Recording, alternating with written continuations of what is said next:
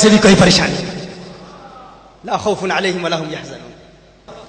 کتاب کی بات کرنے والے ہمیشہ تعارض اور کنٹرڈکشن کا شکار ہو جاتے ہیں۔ اچھا، ایک شخص میرے پاس آیا، اس نے مجھے کہا یہ میرے پاس بخاری شریف ہے۔ اس نے کہا دیکھو یہ بخاری شریف ہے، بخاری شریف کھولو اور اس میں لفظ 11ویں شریف دکھاؤ۔ مثال کا یہ کتاب ہے، یہ اس طرح کہا یہ ہے بخاری شریف۔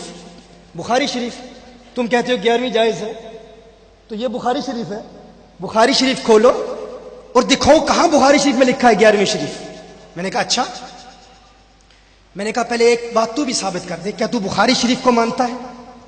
یہ کتاب کی بات میں کر رہا ہوں۔ اس نے کہا میں مانتا ہوں۔ میں نے کہا اچھا بخاری شریف کھول بخاری شریف اور کھول کے بخاری میں لفظ بخاری دکھا دے۔ کہاں حضور نے ارشاد فرمایا ہے میری حدیثیں جو اپنی شرائط پہ جمع کرے گا اس کا نام بخاری ہوگا، تم حدیثیں جمع کر کے اس نام سے اس کتاب کو چھاپنا۔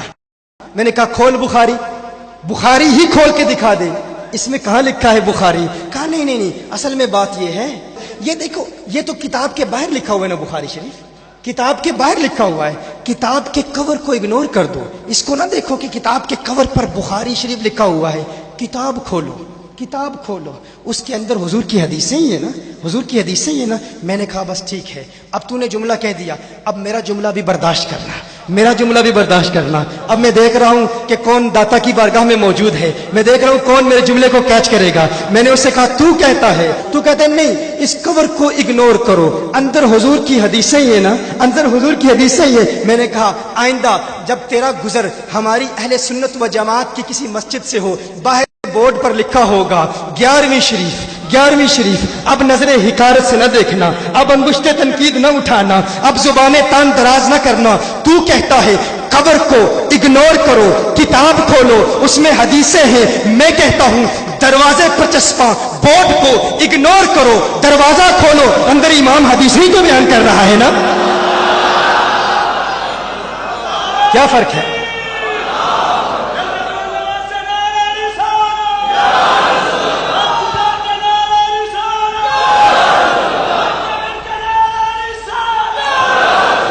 اس نے کہا نہیں، اس نے کہا نہیں، دیکھو یہ اس بات کو چھوڑو، یہ تو سمجھو نا، یہ دیکھو کہ یہ بخاری شریف امام بخاری کی کتاب ہے، انہی کی تو کتاب، تو جس کی کتاب ہے اسی کے نام سے چھپتی ہے، جس کی کتاب ہے اسی کے نام سے چھپتی ہے، جس کی کتاب ہے اسی کے نام پہ چھپتی ہے۔ میں نے کہا اچھا پھر اب یہ جملہ بھی برداشت کرنا، تو کہتا ہے جس کی کتاب ہے اسی کے نام پہ چھپتی ہے، ثاقب شامی کہتا ہے پھر جس کی محفل ہے اسی کے نام پہ سجتی ہے۔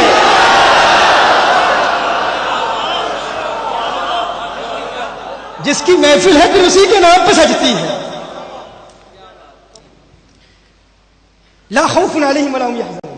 اچھا ان کی بارگاہ میں حاضری کا فائدہ کیا ہے؟ یہ ڈرتے کسی سے نہیں، یہ کسی سے نہیں ڈرتے، کلمہ حق بیان کر رہے ہیں، یہ اسی کا اثر ہے۔ تو فرمایا لا خوف علیہم ولا هم یحزنون، پھر فرمایا الذین آمنوا وکانوا یتقون، فرمایا یہ ایمان والے ہیں اور ڈرتے بھی ہیں۔ پہلے فرمایا نہیں ڈرتے، پھر فرمایا ڈرتے بھی ہیں۔ اچھا تقوی کا صلہ اگر اللہ ہو تو اس سے مراد ہوتا ہے ڈرنا، غیر اللہ ہو تو مراد ہوتا ہے بچنا، غیر اللہ۔ اچھا اس سے قبل بتا دو، فرمایا ڈرتے ہیں، اب پہلے فرمایا نہیں ڈرتے، تو یہ بھی بتا دو یہ ڈرتے بھی ہیں۔ ان کے ڈر کا عالم کیا ہے، یہ کتنا ڈرتے ہیں۔ حضرت بایزید بستامی رحمۃ اللہ تعالی علیہ آپ کی بارگاہ میں ایک شخص حاضر ہوا، عرض کرتا ہے ہمارے شہر میں بارش نہیں ہو رہی، آپ اللہ کے ولی ہیں، آپ دعا فرمائیں بارش ہو جائے۔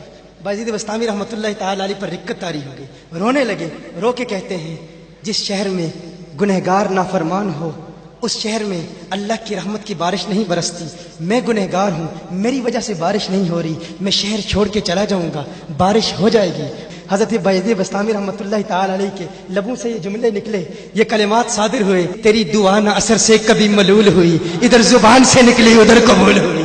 یہ جملہ نکلنا تھا۔ ادھر بایزید بستامی رحمۃ اللہ تعالی علیہ شہر سے باہر جاتے ہیں، اللہ کو یہی بات پسند آ گئی، وہ باہر جاتے ہیں بارش کی برسات شروع ہو جاتی ہے۔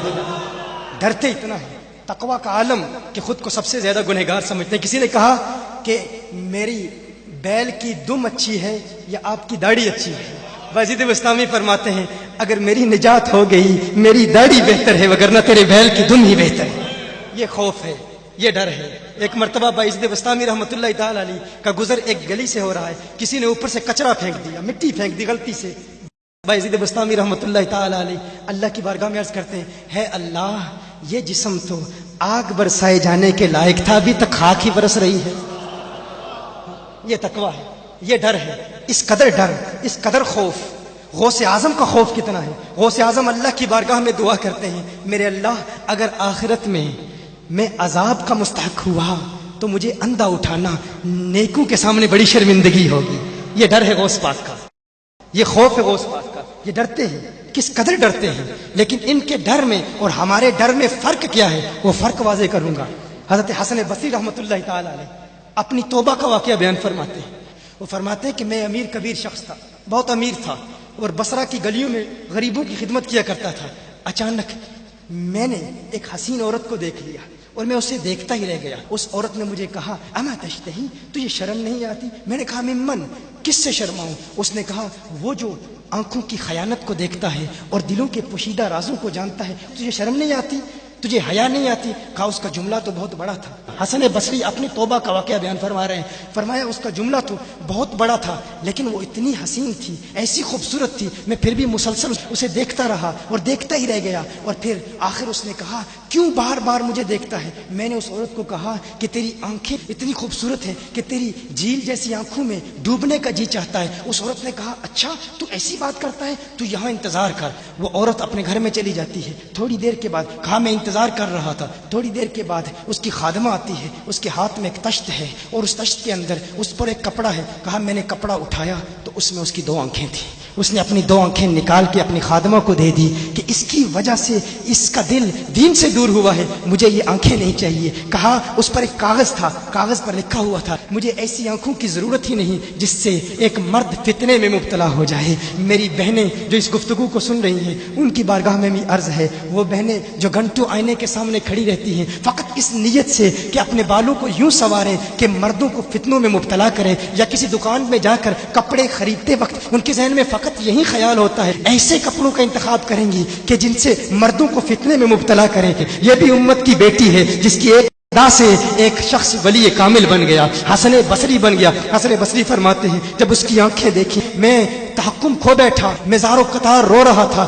روتے ہوئے میں گھر چلا گیا, پوری رات میں روتا رہا, پوری رات توبہ کرتا رہا, استغفار کرتا رہا. حسن بصری فرماتے ہیں فجر کی اذان سنی, اچانک خیال آیا اس عورت کا شکریہ تو ادا کروں کہ جس نے اپنی آنکھیں میرے لیے, میرے دین کے لیے, میرے ایمان کے لیے اور توبہ پر استقامت کی خاطر قربان کر دی. کہا میں اس کے گھر گیا, جو ہی اس کے گھر پہنچا تو ادھر اس کا جنازہ نکل رہا تھا, اس کی موت واقع ہو چکی تھی. کہا میں رات گھر آیا, میں رات سو گیا, میری آنکھ بند ہوئی, میں نے اس عورت کو خواب میں دیکھا. میں نے کہا کوئی نصیحت کر. اس عورت نے کہا کہ جب تنہائی میں ہو اللہ کا ذکر کرتے رہو, اور جب صبح کرو تو استغفار کرو, شام کے وقت استغفار پڑھو. کہا میں نے اس وقت توبہ کر لی, ایک عورت میری توبہ کا سبب بنی, ایک عورت کی وجہ سے مجھے توبہ پر استقامت ملی. یہی حسن بصری. پھر وہ واقعہ بھی آتا ہے, وہ دور بھی آتا ہے, ان کا ڈر کتنا ہے, ان کا تقویٰ کتنا ہے, پرہیزگاری کتنی ہے. یہی حسن بصری. ایک دن ایک شخص نے حسن بصری رضی اللہ تعالی عنہ سے کہا, ہے حسن بصری کیا آپ جانتے ہیں کہ جہنم سے جو شخص سب سے آخر میں جہنم سے نکالا جائے گا اور پھر یا حنانو یا منانو پڑھتا ہوا جہنم سے باہر نکلے گا. حسن بصری فرماتے ہیں کاش میں وہ شخص ہوتا, کاش میں وہ شخص ہوتا.